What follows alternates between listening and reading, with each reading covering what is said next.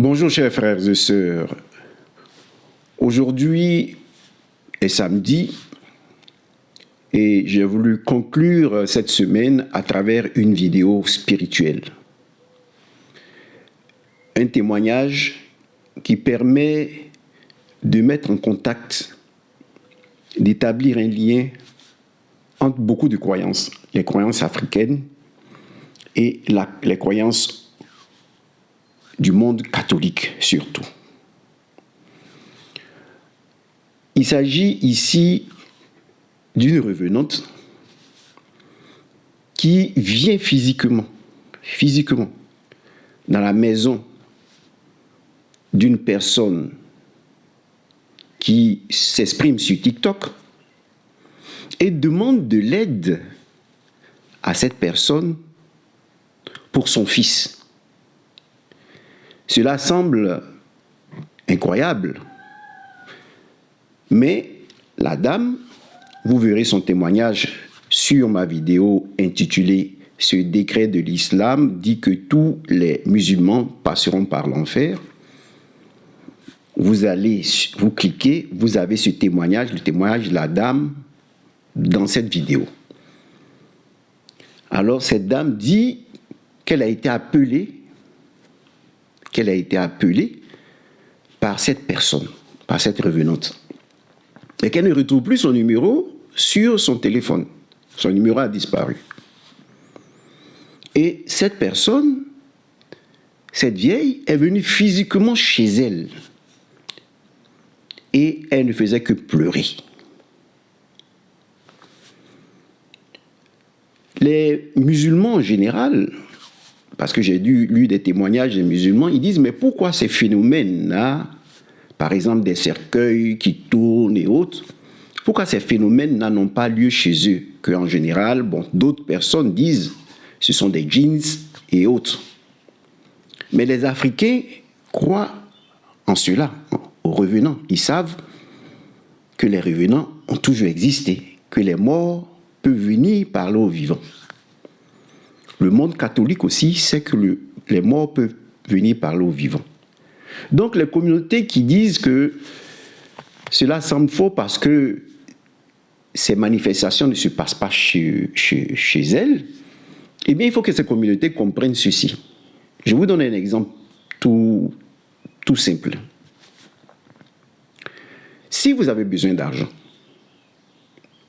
vous avez des parents, vous irez chez quels parents? Vous irez chez le parent qui pourra vous donner de l'argent, qui pourra vous prêter de l'argent. Vous dites, celui-là, moi, si je vais chez lui, je suis sûr que je n'aurai pas d'argent. Parce qu'il est méchant, il est avare, il a la main dure. Mais si je vais chez celui-là, je vais avoir l'argent. C'est de cette manière que se comportent les esprits, les gens, nos parents qui nous ont quittés. Ils se comportent de la même manière. Parce que de là-bas, ils savent quels sont ceux qui sont réceptifs à leur message. Et donc, ils s'adressent à ces personnes pour dire, pardon, j'ai commis une faute, je suis de l'autre côté, mais pour pouvoir aller au ciel, pour pouvoir entrer dans le royaume des cieux, il faut que je puisse réparer cette faute. L'esprit qui est passé de l'autre côté, l'homme qui est passé de l'autre côté, l'esprit n'ira pas, par exemple, dans des religions où on dit, quand tu es mort, tu es mort. Ils n'iront pas là-bas, parce qu'ils savent qu'ils ne seront pas écoutés. Je vous donne l'exemple des personnes qui sont mortes cliniquement. Elles sont mortes à l'hôpital, on dit, bon, il n'y a plus d'ondes cérébrales, il n'y a plus de battements cardiaques, elles sont mortes.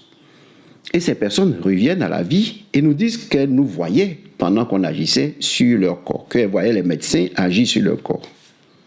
Cela veut dire qu'on passe de l'autre côté avec sa conscience. Et donc, quand ils sont dans ce monde-là, ils peuvent voir le monde physique. Alors, pour dire aux chrétiens que cela est vrai, que des gens peuvent venir de l'autre côté pour nous parler, je vous donne cette phrase du Seigneur qui dit « Le royaume des cieux est au milieu de vous, mais il ne se laisse pas observer. » Le royaume des cieux est au milieu de vous, ne se laisse pas observer. Mais pour arriver au royaume des cieux, on dit qu'il faut naître de nouveau. Quand on dit qu'il faut naître de nouveau, là, C'est un voyage, hein. C'est comme l'aventure d'Abraham qui quitte son pays pour un autre pays. C'est comme l'aventure des Hébreux qui quittent l'Égypte pour Israël. C'est une aventure. Mais nous, c'est une aventure spirituelle. Pour aller dans le royaume des cieux, il faut travailler. Il faut traverser le monde de la matière. Il faut dominer le monde de la matière. Après ça, il faut dominer le monde des âmes. Il faut passer par le monde des âmes. C'est-à-dire, c'est les 4 grandes étapes dont parle Ézéchiel. Dans la gloire, quand la gloire s'est manifestée à lui, il a vu un visage d'homme, un visage de taureau, un visage de lion et un visage d'aigle. C'est-à-dire, il faut traverser le monde de la matière. Il faut dominer la matière. Il faut aimer Dieu de tout son cœur. C'est-à-dire, aimer Dieu de tout son cœur, tout le monde sensible. Il faut le dominer. C'est-à-dire, il ne faut pas que ce monde sensible t'empêche d'aimer Dieu. Tu dois aimer Dieu de tout ton cœur. Donc, la matière ne doit pas t'empêcher d'aimer Dieu. Mais quand la matière ne suffit plus, c'est-à-dire quand tu es dans le monde où nous vivons, tu vois que tu as faim et où tu commences à te renoncer à Dieu. Alors Dieu dit, dépasse au moyen de la foi ce monde-là.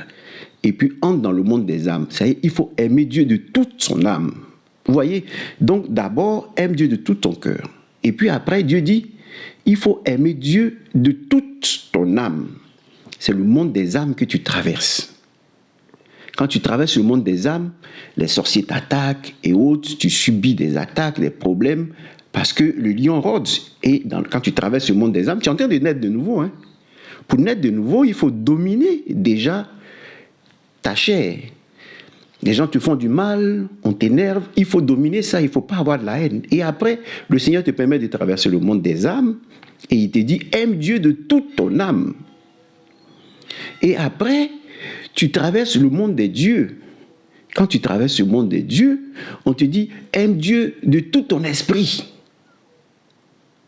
Et après, c'est dur, aime Dieu de toute ta force. Et après, de tout ton esprit. C'est-à-dire, tu traverses le monde de Dieu, après tu traverses le monde des anges, des esprits, et maintenant tu vas dans le royaume des cieux, où tu es avec Dieu éternellement.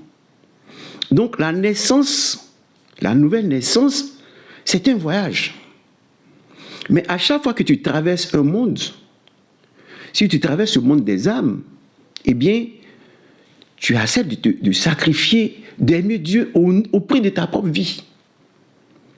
Quand tu traverses le monde des dieux, il y a un Dieu qui t'est destiné. C'est ton corps. Il va habiter ton corps.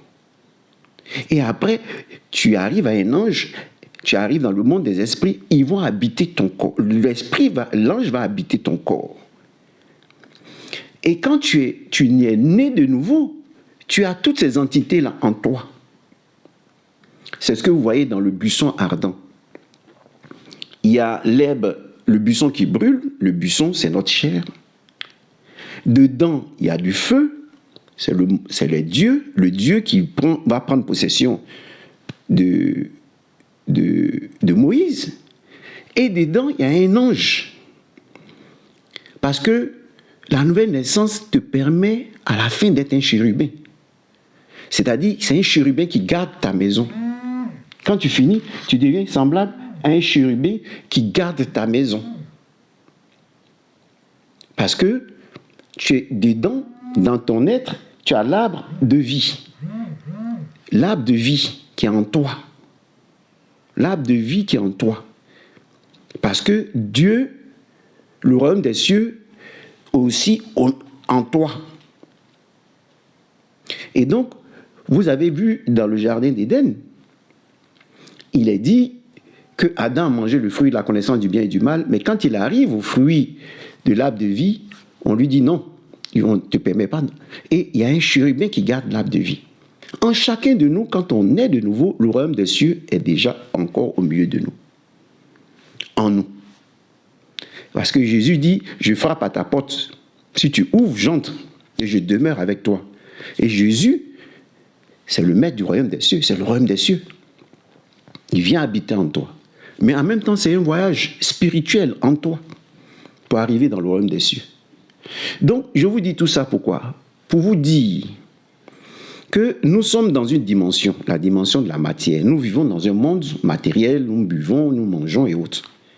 Il y a un monde que nous ne voyons pas, c'est le monde des âmes.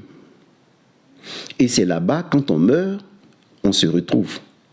Mais il faut continuer son chemin. Quand tu meurs, tu passes par le monde des âmes. Mais il faut continuer ton chemin jusqu'au royaume des cieux. Donc, la revenante qui est venue est une personne qui est morte. Son âme est dans le monde des âmes. Elle est dans le monde des âmes et le monde des âmes voit ce que nous faisons dans le monde physique, sur la terre. Donc quand vous allez sur les réseaux sociaux pour transmettre des messages, pour dire que vous allez guérir des gens, vous allez soigner des gens, eh bien sachez que il y a le monde des âmes, des esprits qui vous regardent. Vous voyez, quand je dis par exemple, ces esprits-là ne vont pas chez les personnes qui ne vont pas les écouter. Je vous donne un exemple tout bête. Vous arrivez dans la pièce et puis vous avez la lumière qui commence à briller, à s'éteindre, à briller, à s'éteindre. Qu'est-ce que vous allez faire? Excusez-moi. Vous allez appeler un électricien. Or, souvent, c'est une entité qui est là. C'est un esprit qui est là. C'est une revenante même qui est là, qui veut communiquer avec vous. Mais puisque vous n'êtes pas à même de communiquer, bien, ils s'en vont après. Vous voyez? C'est un peu comme Samuel qui est avec Élie, le prêtre Élie, et qui dit à Élie, tu m'appelles. Vous entendez quelquefois, comme si quelqu'un vous appelait. Et il vient et demande à Élie, tu m'appelles par 3 fois, tu m'appelles. Il dit non, je ne t'ai pas appelé. Vous voyez, du monde, de l'au-delà, on l'appelle. On a appelé le prophète Samuel. Et après, le père Élie lui a donné des conseils pour qu'il puisse répondre à cette voix et parler avec cette personne, avec Dieu. Vous voyez? Donc ici, est-ce que c'est possible? Oui. Pourquoi ces esprits ne s'adressent pas à certaines personnes? Parce que ces esprits nous connaissent. Sache que ces esprits savent que si nous allons ici, ils ne vont pas nous ouvrir la porte, ils ne vont pas nous écouter. Non, nous n'allons pas là-bas. Nous allons chez un médium, nous allons chez un croyant catholique, nous allons chez des Africains. Bon, je sais que même quand la personne entre en transe, je peux passer par elle pour parler. Vous voyez? Donc ici, il faut savoir que nous avons notre monde matériel et il y a le monde des âmes. Après le monde des âmes, on a des mondes, des dimensions qui vont se rapprocher de Dieu. Ce sont des dimensions supérieures. Vous voyez? Donc, il faut quelqu'un qui est de l'autre côté pour t'attirer. Sinon, tu ne peux pas de toi-même aller dans ce monde. Donc, quand par exemple, en Égypte, on voit des pharaons qui ont voulu faire des pyramides avec des têtes d'éléphants, des têtes de choses de lions plutôt, c'est une manière de dire que eux, ils sont devenus des dieux. Ils ont atteint le monde des dieux. Donc le pharaon qui a atteint le monde des dieux va faire une sorte de pyramide de réalisation d'œuvres avec une tête de lion. Parce qu'il a atteint ce grade. Vous voyez? Donc, comprenez que lorsque nous sommes sur les réseaux sociaux, nous sommes vus non pas seulement par les hommes, mais par les esprits. Et donc, si nous transmettons de mauvaises choses, nous pouvons mourir. Ces esprits-là peuvent nous châtier. Maintenant, ici, le message que j'ai voulu transmettre, que je veux transmettre particulièrement à nous les vivants, qui sommes encore vivants, c'est de dire que l'éducation de nos enfants nous incombe. Cette dame vient pleurer parce que elle sent que son éducation a échoué, son enfant est devenu un drogué. Son enfant se comporte mal. Or, tu as la tutelle de ton enfant. Tu te dois d'éduquer ton enfant. Donc, si tu vas de l'autre côté sans avoir donné une éducation à ton enfant, eh bien, on peut te faire revenir sur cette terre, tu peux connaître l'enfer, le purgatoire. Pour ta purification, on te demande de venir ici pour demander de l'aide à des personnes. Et donc, cette dame a un don particulier. C'est-à-dire, de l'autre côté, on sait que ce qu'elle fait est bien. C'est-à-dire, les remèdes qu'elle propose sont bien. Alors, de l'autre côté, on vient dire, oui, tes remèdes sont bien, il faut aider mon enfant. Mais en même temps, c'est pour dire à ceux qui regardent cette dame qu'elle propose des produits bien. Ceux qui proposent des produits qui sont bien peuvent être aussi attaqués, parce que le diable ne veut pas que vous sauviez des personnes. Donc, on vous attaque. Voilà pourquoi lorsque vous venez sur les réseaux sociaux, il faut être, comme on dit, canqué spirituellement. C'est-à-dire, il faut être fort spirituellement. Il faut prier. Il faut être fort spirituellement.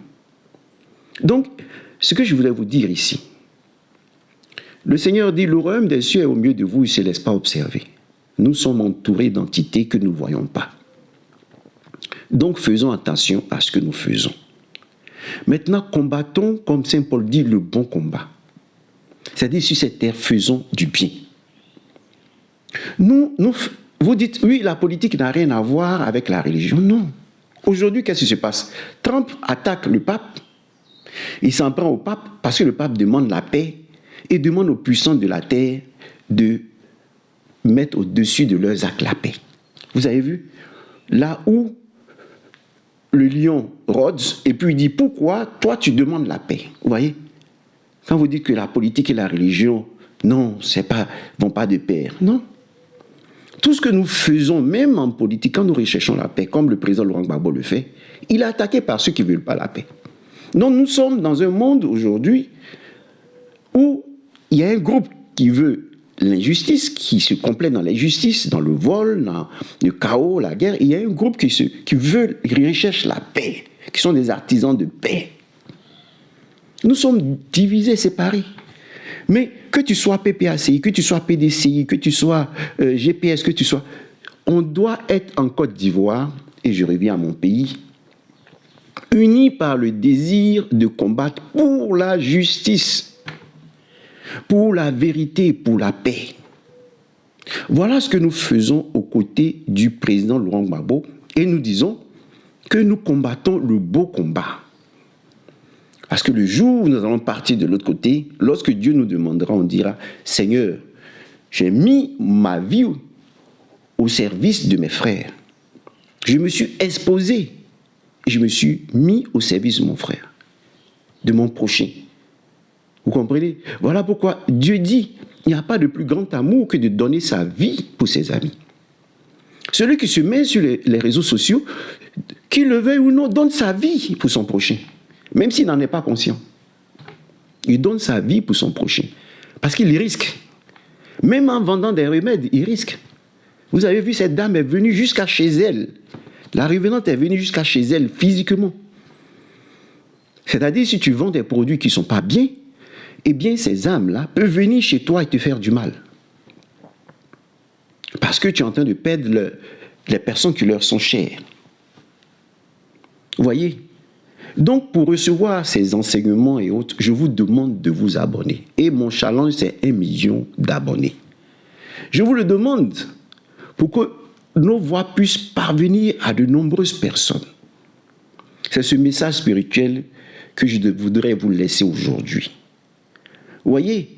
Mais avant de conclure, je voulais finir avec une méditation sur les enfants de Job qui ont été tués, qui ont été éliminés par Satan. Je me suis toujours posé cette question. J'ai dit, mais Job est juste. Il priait pour ses enfants. Pourquoi Dieu a permis que lui, sa vie soit sauvée, et les enfants, non? Eh bien, c'est simple. On peut prier pour nos enfants. Ils sont responsables. Nous sommes responsables de leur éducation jusqu'à un certain âge, jusqu'à ce qu'eux soient conscients. Qu'est-ce qui est dit dans la Bible, dans les Saintes Écritures? L'homme trouvera sa femme et il va quitter son père et sa mère pour aller habiter avec sa femme et son épouse, pour faire un. Donc, quand quelqu'un peut quitter sa maison paternelle pour aller vivre avec une femme, eh bien, le père peut prier pour lui. Mais il n'est plus responsable de son éducation. Donc, si l'enfant ne s'inspire pas de l'éducation de son père, l'éducation spirituelle de son père, pour aller de l'avant, eh bien, il est livré à Satan. Vous voyez? Donc, Job, lui, il faisait ce qu'il devait faire comme père. Il priait pour ses enfants. Mais ces enfants n'ont pas... Eux, ils festoyaient. Vous voyez, on dit qu'ils festoyaient. Donc, même quand ils sont devenus adultes, ils festoyaient. Au lieu de faire comme leur père, offrir des sacrifices aussi pour leur propre vie. Et ainsi, quand le diable arrive, bien, ceux qui sont en train de prier, le Seigneur ne tiendra pas compte des prières de Job dans ce cas, parce que eux, ils sont capables de vouloir, d'entendre, de décider. Et dès cet instant, le diable peut les emporter. On le dit pour nos enfants. Lorsque vous êtes adulte, inspirez-vous de la foi que nous vous avons transmise pour continuer de vivre. Sinon, vous êtes exposés. Sinon, nos prières ne peuvent plus rien vous apporter. Si vous êtes réceptif, alors ça va. Mais nous continuons de prier, comme Sainte Monique a prié pour Saint Augustin. Augustin était un garçon qui ne s'occupait pas de la religion, de la spiritualité. Mais grâce aux prières de sa maman Monique, il s'est converti, il est devenu le grand philosophe injuste. Vous voyez, donc je voudrais terminer là pour vous dire, combattez le beau combat. Quand je vous dis de cliquer, de mettre un clic, il suffit de lever votre petit doigt, d'appuyer sur le truc abonnez-vous. Quand je vous dis de vous abonner, c'est une éducation que je voudrais vous transmettre pour votre propre bien, pour votre salut. Parce que l'argent, de toute façon, je ne vais pas aller de l'autre côté de l'argent.